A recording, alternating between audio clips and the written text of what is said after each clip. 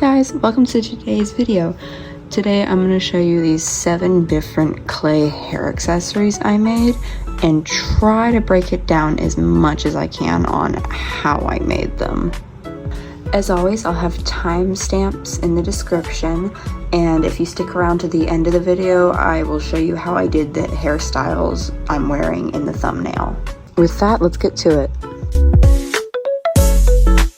Okay, so the first ones I made, and probably the most simple, are these little ladybugs and this little caterpillar. I don't think I need to explain too much detail on how I made this because it's pretty simple. For the ladybugs, I just made the little oval-y ladybug shape, and then I used something sharp like a toothpick to put a little hole in the bottom so I could put a string through it later. After the clay was done baking in the oven, I started to paint it, and I decided to go towards a slightly more orange color than a true red, because I've noticed every time I run into a ladybug, they tend to be more towards that orange than a true red. I added on some more details and then let it dry completely. Then I went ahead and I sealed it up with some Mod Podge. Once all the drying was done, I used the tiny holes I had made on the back of the ladybugs and some fishing line to tie the ladybugs to some hairpins. Moving on to the caterpillar, I made the clay into a caterpillar shape and used a toothpick to put little grooves on it to give it texture. I used toothpicks again to make 3 holes in the bottom, just like I did with the ladybugs, so that way I can attach it later. As for color, I chose to make my caterpillar green with black stripes and yellow dots. Once I had the caterpillar all baked and painted, I sealed it up with some Mod Podge and I tied it to the hairpin, just taking turns wrapping the string through the hairpin and the 3 different holes till I felt like it was nice and secure. And that's basically it for the bugs. Okay, so for the star clips, the first thing I did was, well, sculpt the stars. It may take a bit, but just keep messing around with it and you'll get it eventually. What I did was I made 1 star slightly thicker than I wanted it to, so I could cut it in half into 2 stars. That way I wouldn't have to just resculpt a second one from scratch again. Then I took a toothpick and made a small hole at the back again so I could pass a string through it. I baked them in the oven, and when I pulled them out, I used a pencil to sketch a smaller star inside of my star. And then I painted them. I decided to do one of mine with a white border and a black center, and the other one with a white center and a black border. Then I sealed them up with Mod Podge. Once they were dry, I got some of these hair clips from Hobby Lobby, and I put the string through the star and put both ends through different holes of the clip, and I just kind of at random weaved them in and out of this, both the star and the clip, and tied them together nice and tightly. Okay, so for this one, the first thing I did was I made a little drawing to use as a template, because I am not the best at sculpting a perfect star, so I made a template I could easily trace with the clay. I made my star pretty small, so my hair would be only half up. So if you're wanting to put all your hair up with this one, make it bigger. Now for the stick itself, I made the thing entirely out of clay, and I don't have it on recording, but when I was testing it out and actually wearing it, the clay stick broke so easily.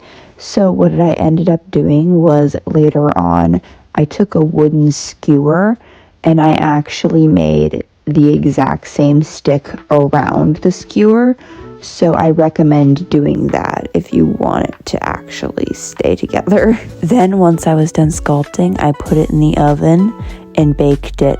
Now, Something to note is you want your star to have a slight curve in it for you to actually be able to use it. So I baked mine on top of a small little shot glass to give it that curve. Then I pulled it out of the oven and started painting it. I could have done just a solid color, but I decided that I wanted mine to have kind of a black and white swirl effect. So that's what I did. Then finally I sealed it up with Mod Podge. Okay, so for the paint palette, I started out by just kneading my clay and flattening it down and just trying to get a good slab to work with. And once I had that down, I used a toothpick and I traced out the general shape before pressing down more with a toothpick to actually cut it out. And if you see that wooden block I kept using, I was just using that to try and flatten the surface even more. With the paint palette, I found 2 points straight across from each other and made little holes that I could put a paintbrush through, making sure they were big enough and actually lined up correctly. With the paint palette, you also want to make sure that it has a curve in it. That way the paintbrush can actually go through. Just like I did with the star, I baked it on top of a shot glass to ensure that I get that curve. Then once it was out of the oven, I painted the whole thing brown as a base.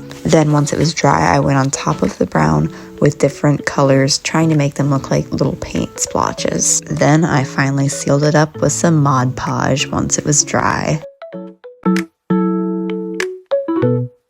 Okay, now the leaf hairpin, I did not expect to love nearly as much as I do. I have come to really like this one, and it wasn't my intention when I first started designing it, but after I made it, I realized it looks a lot like the Animal Crossing leaf, which I'm not complaining. I used to really like to play Animal Crossing. So what I did was I flattened out the clay just like I did for the paint palette, doing the same exact thing, where I lightly touched the top of it with a toothpick to get the basic sketch done, and then I pressed down hard to cut it and get the shape in, making sure to put in the 2 holes and line them up straight for the pin itself. Just like I said before, I didn't figure it out till later, but don't make the hair stick purely out of clay. Put a skewer in the middle of it. It holds up better. For this one, I decided to make the end of the hair stick square and put a little jewelry piece in it so I could hang charms off of it.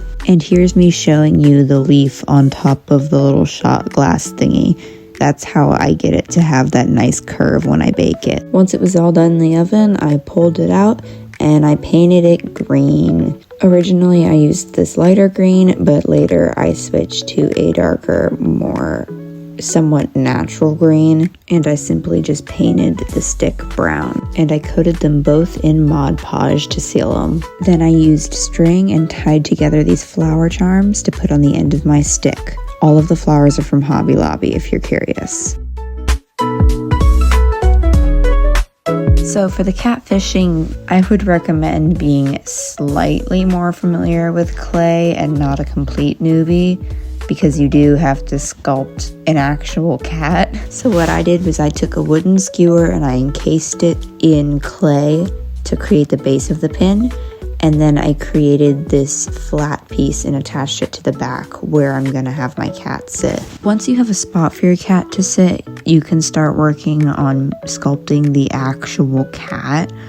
How it looks is really up to you. I just chose to make mine a simple little chunky guy. Once you've sculpted your cat, you're going to place it on your little platform and try to get it on there as sturdily as possible. Also, try your very best to make the fishing rod as sturdy as possible.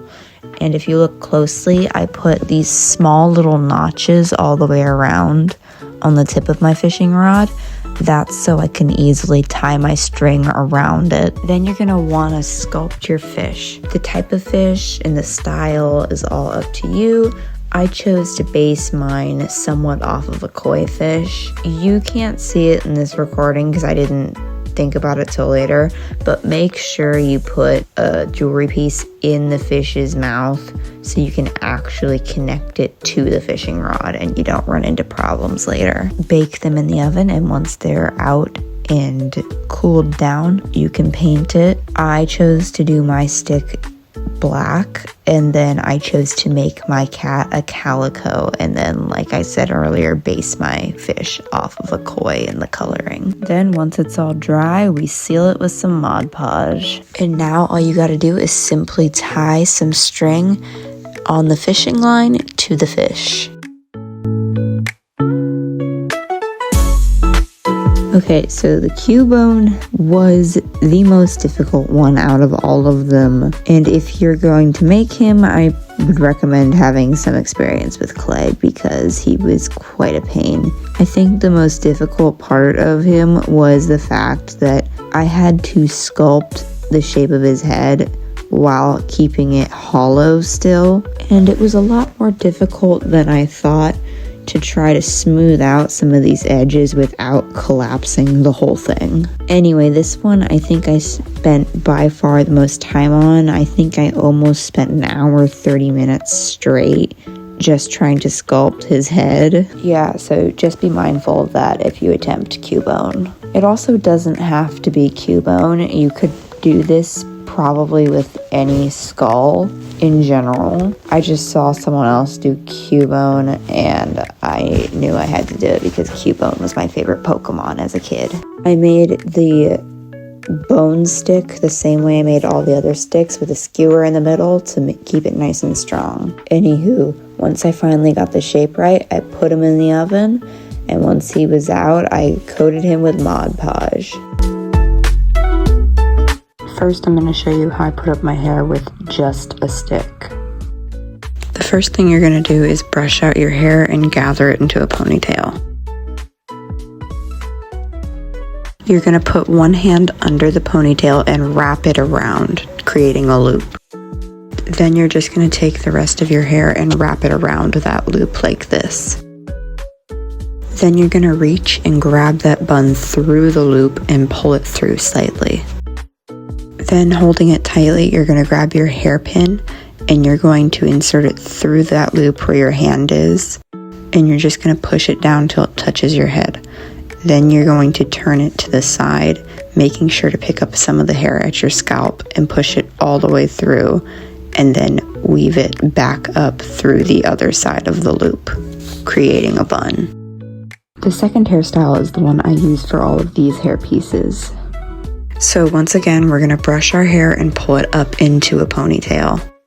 Then we're just going to take that ponytail and twist it, keeping it nice and tight. And we're just going to wrap it around and around. I like to put my palm on it when I do this to help keep it a little flatter. And once you get to that last bit of your hair, you're just going to tuck it underneath of the rest in the little bun. Then you're going to grab your choice of hairpiece. I chose to do the leaf. And you're just going to hold it against the bun. I like to do mine at a slight angle more towards the top of my bun than direct center.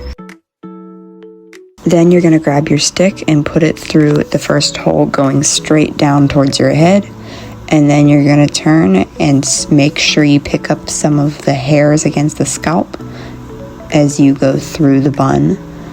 And you're just gonna kind of mess with it and adjust it till you get it to come out the other side and line up with the hole. If you made your hair pieces a little smaller, the same technique works. If you do a half up, half down, you just use less hair.